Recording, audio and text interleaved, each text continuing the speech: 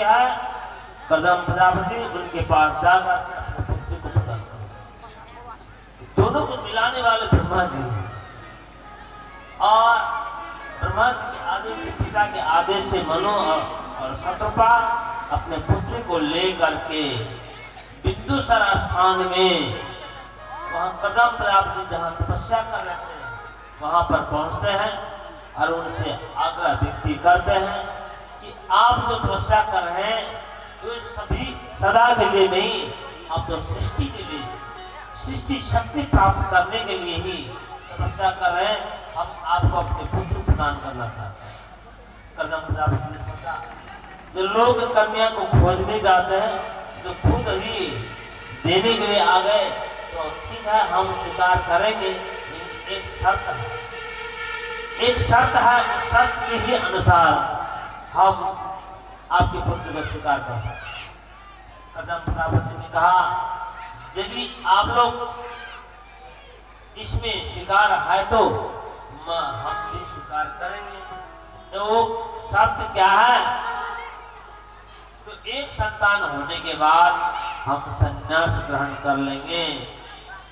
अब तो मनुष्य शत्रुपा मौन हो गए, इस बात की जिम्मेवारी तो वो नहीं ले सकते, लेकिन देवहूति हिम्मत कर ली, ठीक है, एक संतान के बाद आप संन्यास ले सकते हैं।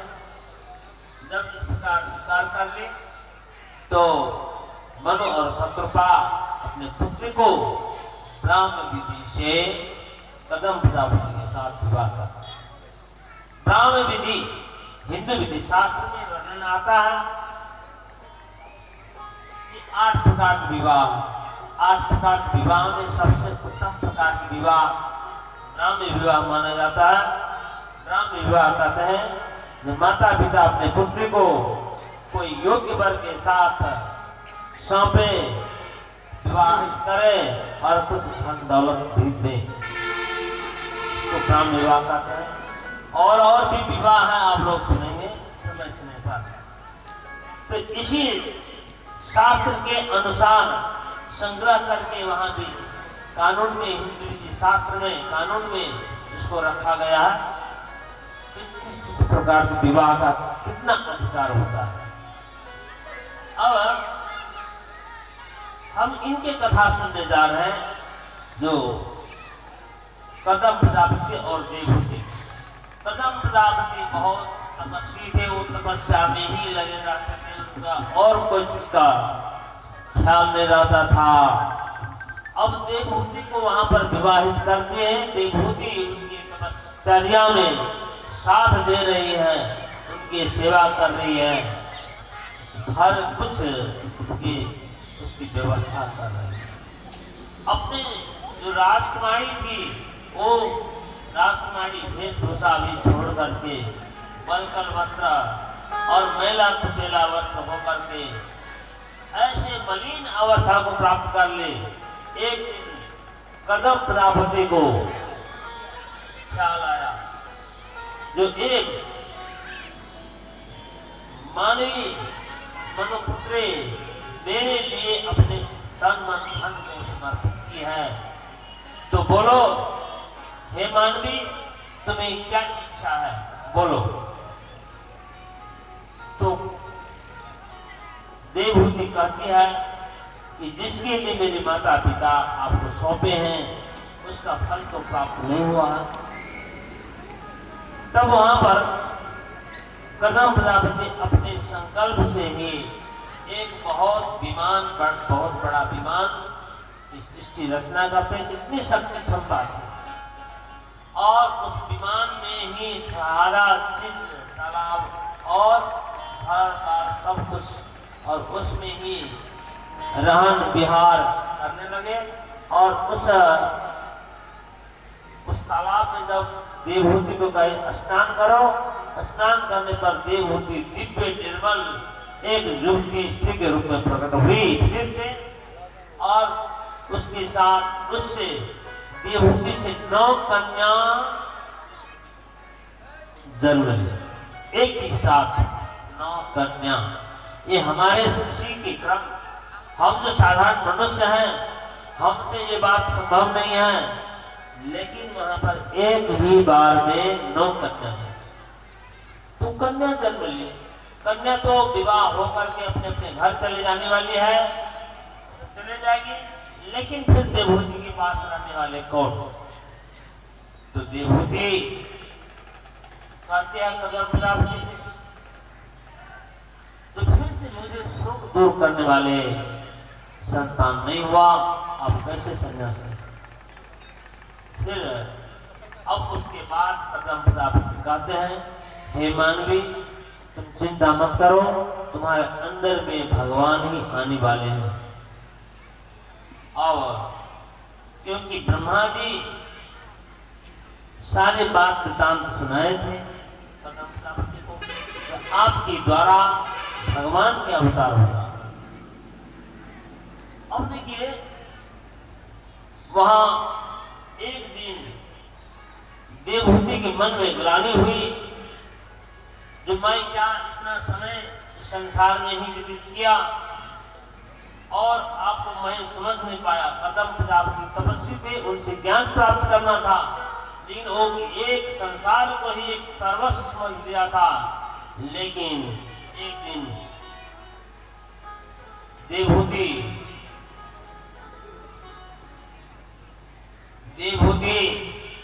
कदम प्रजापति से कहते हैं कि आप हमें ऐसा वरदान दीजिए जिससे मैं इस संसार से पार हो जाऊं। तो कदम प्रजापति तो कहा ही था कि आपसे एक भगवान ही प्रकट होंगे। बोले कपिल भगवान की जय।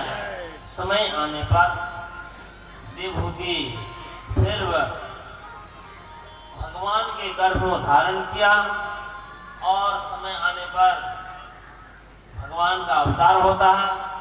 और उससे पहले ब्रह्मा जी आकर देवहूति को सांत्वना देते हैं, हे देवहूति, तुम्हारे अंदर में वो भगवान आने वाले हैं जो सांख्य तत्व का उपदेष्टा होंगे और ये सिद्ध गणों में श्रेष्ठ होंगे, सांख्याचार्य होंगे। ये सब वरदान रूप में वहां पर सुनाते हैं। अब जो है सारी बात वृतांत तो पहले ही मालूम हो गया था।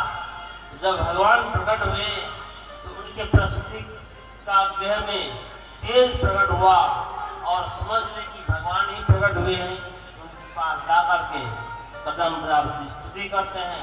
कपिल भगवान देवहूति की स्तुति करती है।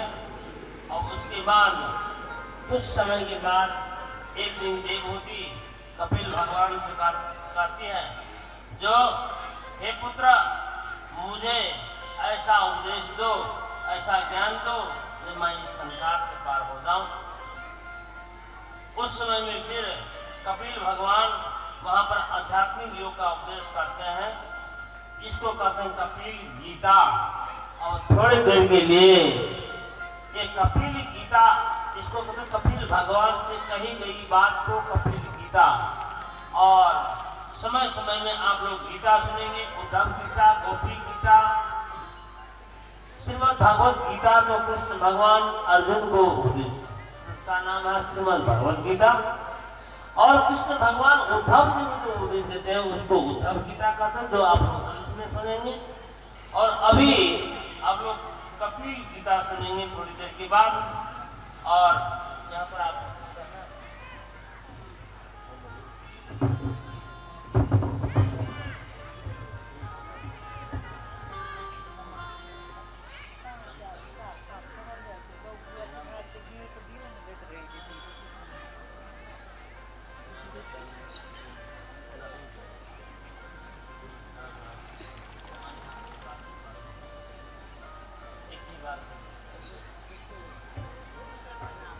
हेलो, दिलीप चौधरी जी से आग्रह है, आप मंच तक आने की कृपा करें। आपके बिना कुछ कार्य रुका हुआ है